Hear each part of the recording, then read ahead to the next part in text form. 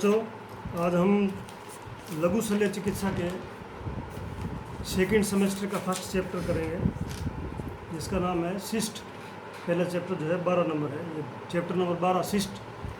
Cyst को हिंदी में रसोली भी कहते हैं। रसोली आपने सुना होगा, लोकल लैंग्वेज में रसोली बोलते हैं। उसको मेद भी कहते हैं, मेद, और कुछ जगह उसको कुटक भी बोलते हैं। ये मतलब क्या, असाधारण ग्रोथ है एक प्रकार की पशु के शरीर पे। असाधारण ग्रोथ है, मतलब साधारण रूप में ग्रोथ नहीं होती है, लेकिन असाधारण रूप से ग्रोथ हो जाती है, तो उसको अपना सिस्ट बोलते हैं। अब इस सिस्ट का परिभाषा जो है वो क्या है? सिस्ट एक थैलीनुमा आकृति है शरीर के बाहर, जो चमड़ी में कहीं भी हो सकती है जैसे, और उसमें चारों तरफ, अंदर की साइड में चारों तरफ एक प्रकार की कैप्सूल बना लेती है वो सिस्ट, और उसके अंदर फिर कोई फ्लूइड भर जाता है, या उसमें बाढ़ आ जाते हैं, या दांतनुमा कोई आकृति आ जाती है, या उसमें कोई पैरासाइट यानी परजीवी कीड़े होते हैं ना, जो परजीवी जैसे टेपवर्म है, ऐसी चीज़ वो अंदर आ जाती है उसमें, उसको अपने सिस्ट बोलते हैं। और ये इसमें दर्द नहीं होता है, ये दर्द विहीन होती है, लेकिन कभी कभी ऐसा भी है कि दर्द भी हो सकता है।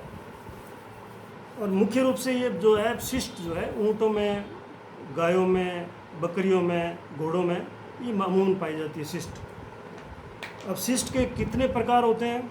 इसकी सिस्ट कई प्रकार की होती है। जैसे इसके नाम है, रिटेंशन सिस्ट है, फिर डर्मोइड सिस्ट है, एक एक्जुडेशन सिस्ट है, इनकैप्सुलेटेड सिस्ट है, कंटेजेनाइटल सिस्ट है, और एक कोंकल सिस्ट है, डेंटिजीरस सिस्ट है। तो ये इसके प्रकार हैं सिस्ट के। अब अपने देखते हैं कि ये सिस्ट जो अलग अलग प्रकार से है, जैसे नाम दे रखे हैं, कैसे कहाँ का पाई जाती है, क्या है। तो पहले अपने पढ़ते हैं रिटेंशन सिस्ट। अभी रिटेंशन सिस्ट जो है, शरीर के अंदर कुछ ग्रंथियाँ होती है जो मतलब जैसे ग्रंथियाँ स्राव करती है। जैसे मान लो आपके सेलाइवरी ग्रंथियाँ पढ़ी होगी आपने, सेलाइवा प्रोड्यूस करती है, वो मुंह में जाके भोजन के साथ मिलता है सेलाइवा।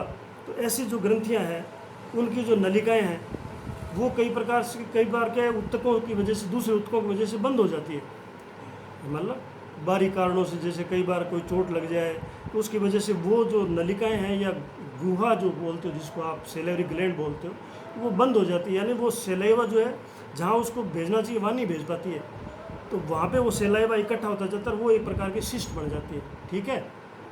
अब ये धीरे धीरे आकार में बढ़ती रहती है। फिर आती है डर्मोइड सिस्ट। अब ये डर्मोइड सिस्ट जो है, ये चमड़ी के बाहर मतलब एक सिस्ट बनेगी। ये कहाँ बनती है डर्मोइड सिस्ट? जैसे कुछ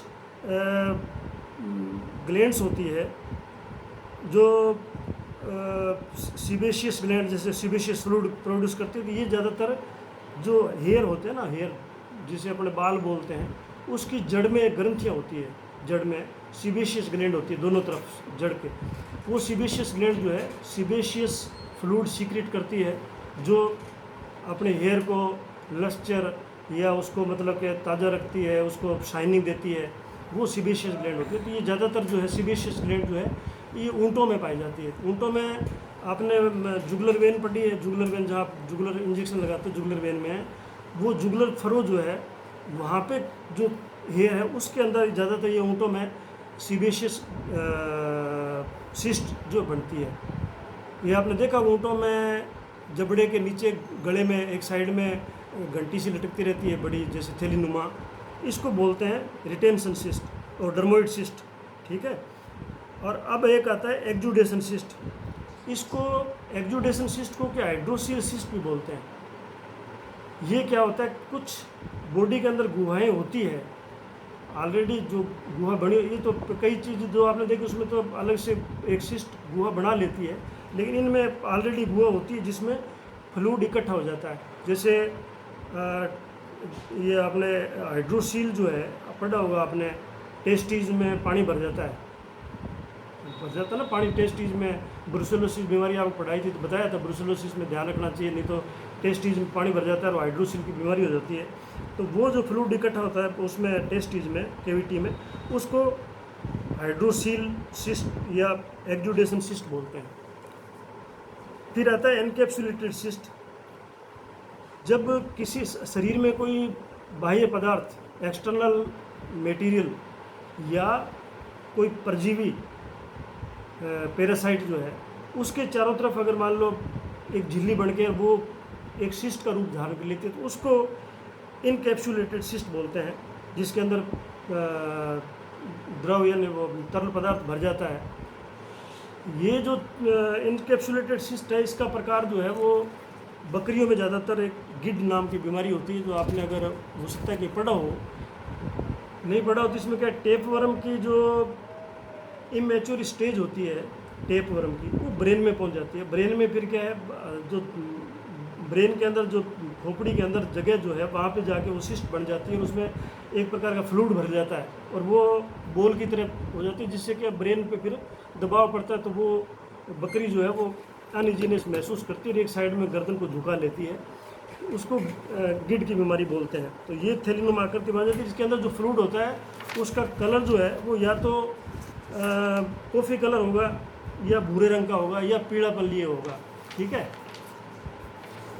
अब अपने देखते हैं कि कॉन्जेनिटल सिस्ट एक होते हैं। कॉन्जेनिटल सिस्ट, इसका मतलब होता है कि ये जन्म से ही रिलेटेड है, ये जन्म के टाइम से ही ये सिस्ट उससे रिलेटेड है, यानी कुछ चीज़ें ऐसी होती है, गुहाएं ऐसी होती है शरीर के अंदर, जिनको जन्म के बाद में बंद हो जाना चाहिए, बंद हो जाती है वो, लेकिन कई बार ये बंद नहीं हो पाती है।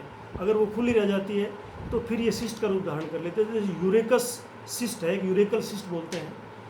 यूरेकस जो है वो यूरिनरी ब्लैडर से एक आउटलेट है जो अम्बिलिकल कॉर्ड के साथ रहता है, लेकिन ये जैसे जन्म होता है उससे पहले ये एम्ब्रियोनिक स्टेज के बाद में जब बच्चा जन्म लेता है उससे पहले ये बंद हो जाती है, लेकिन कई बार ये बंद नहीं होती है। तो फिर मतलब क्या है, इसके अंदर अम्बिलिकल कॉर्ड के पास में जहाँ आउटलेट है उसके पास में ये सिस्ट बन जाती है, जिसमें पेशाब जमा होता है और वो बड़ी हो जाती है। कई बार वो फट भी जाती है और उससे पेरिटोनाइटिस वगैरह बीमारी हो जाती है। तो ये हो गया यूरेकल सिस्ट। एक होता है डेंटिजिरस सिस्ट। अब डेंटिजिरस सिस्ट क्या है, जैसे आपको पहले बताया था कि इसके अंदर बाढ़ भी हो सकते हैं, दांतनुमा आकृति भी हो सकती है, पैरासाइट भी हो सकता है सिस्ट के अंदर। तो ये डेंटिजिरस सिस्ट जो है, इस सिस्ट में जो मोलर दांत होता है, मोलर दांत पीछे पीछे जो जाड़ होती है ना, सबसे पीछे वाली जाड़, उसकी आकृति का छोटा दांत जो है वो एक्स्ट्रा ग्रोथ करके और अपने जबड़े के नीचे निकल जाता है और उसमें सिस्ट बना लेता है, जैसे गांठ बन जाती है बड़ी सारी। उसके अंदर अगर आप दबाओगे तो आपको लगेगा जैसे उसमें दांत है, उसको डेंटिजिरस सिस्ट बोलते हैं। ये ज़्यादातर ऊँटों में, गायों में, भैंसों में पाया जाता है। फिर आता है कोंकल सिस्ट। कोंकल सिस्ट क्या है, ये प्राय घोड़ों के अंदर कान का जो बेस होता है उस पर ये मिलता है। इसका जो डिस्चार्ज होता है सिस्ट का, वो कान के अंदर आता रहता है। ठीक है, फिर आता है कुछ और सिस्ट भी है, जैसे एक केलेजिन सिस्ट है। केलेजिन सिस्ट जो है ये आँख की पुतली पे पाई जाती है, आँख की पुतली है वहाँ भी एक सिस्ट बन जाती है कई बार, तो वो उसको केलेजिन सिस्ट बोलते हैं, या इसको मेल्बोमेन सिस्ट भी कहते हैं। एक होता है ओवेरियन सिस्ट। अन्य जगह सिस्ट बनती है ना, जैसे तो उसमें ओवेरियन सिस्ट भी आती है। ओवेरियन सिस्ट आपने परसिस्टेंट कार्पस ल्यूटियल जो है COD PCOD है ना, वो है। तो इसमें क्या डीजनरेशन से ओवरी में सिस्ट बन जाती है और उसके अंदर फ्लूइड भर जाता है, और उसके वो भी एक प्रकार की सिस्ट है जिसे ओवेरियन सिस्ट बोलते हैं, जिसको तो ये तो प्रकार हो गए सिस्ट के कि सिस्ट कितने प्रकार की होती है। पहले आपको बताया कि सिस्ट है क्या, सिस्ट में कैसे बनती है, कहाँ का पाई जाती है और उसके नाम अलग अलग क्या है। फिर अपने इसके आगे चलते हैं कि इसका निदान क्या है, यानी इसका उपचार क्या है सिस्ट का। तो पहले तो ये है कि ये दर्द रहित होती है और धीरे धीरे आकार में बढ़ती रहती है, और ये कि ये एबनॉर्मल ग्रोथ है। दूसरा क्या है, इसमें अंदर की साइड में एक परत बन जाती है जो अंदर की साइड में स्राव करती है फ्लूइड को स्राव करती रहती है, जिसका कलर तो बताया भूरा, लाल और पीले रंग का होता है। अंदर इसमें कई बार बाल भी होते हैं और इसके अंदर कई बार जो है पैरासाइट भी हो सकते हैं, दांत की आकृति भी होती है। तो ये इसके सिस्ट में। अब इसको अपने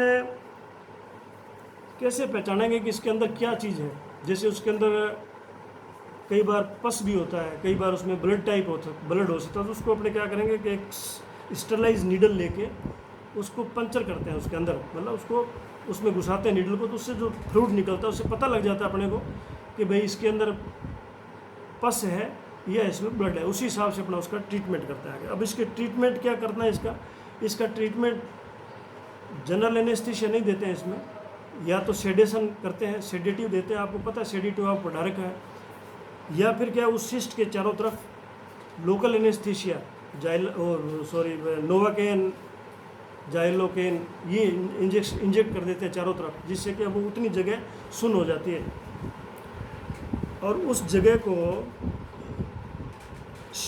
मतलब किसी बढ़िया मतलब सेव कर देते हैं ब्लेड से, उसको साफ़ कर देते हैं ब्लेड से, बाल वगैरह उसके साफ़ कर देते हैं और उसको एंटीसेप्टिक सॉल्यूशन या साबुन से रगड़ के धो लेते हैं और एंटीसेप्टिक सावधानी जितनी बरतनी चाहिए वो उसमें बरतते हैं।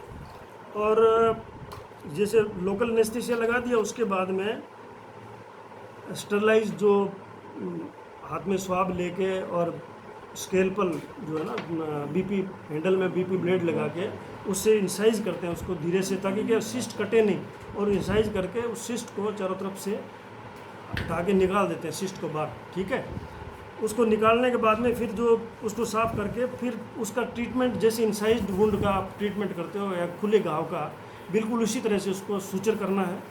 अगर वो ज़्यादा बड़ी चमड़ी है तो उसको काट दो और उसको लेवल में लेके उसको सूचर कर दो, और उसको फिर आपको जो अगर मान लो लगता है भैया कि इंजेक्शन देना तो एंटीबायोटिक इंजेक्शन वगैरह आप दे सकते हो।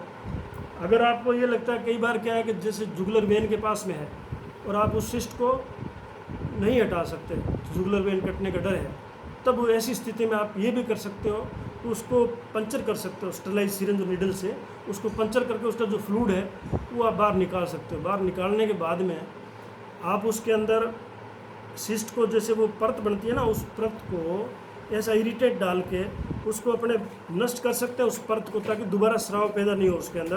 तो उसके लिए अपने जो मेडिसिन यूज़ करते हैं वो या तो टिंचर आयोडीन करते हैं, कई बार कॉपर सल्फेट को भी सॉल्यूशन बना के उसमें डाल देते हैं, जिससे वो परत जो बनी हुई है वो कट जाती है, एक प्रकार से नष्ट हो जाती है और नए टिश्यू वहाँ पैदा हो जाते हैं और वो ट्रीटमेंट आपका सही हो जाता है। तो इस प्रकार से आपको ये आज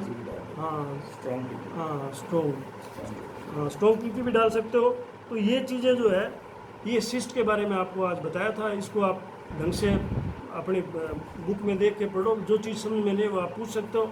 और कल आपको सर्जरी के अंदर मोच के बारे में बताएंगे, मोच यानी स्पेन के बारे में आप अपने हिसाब से तैयार कर लेना, कल आपको मोच के बारे में बताएंगे।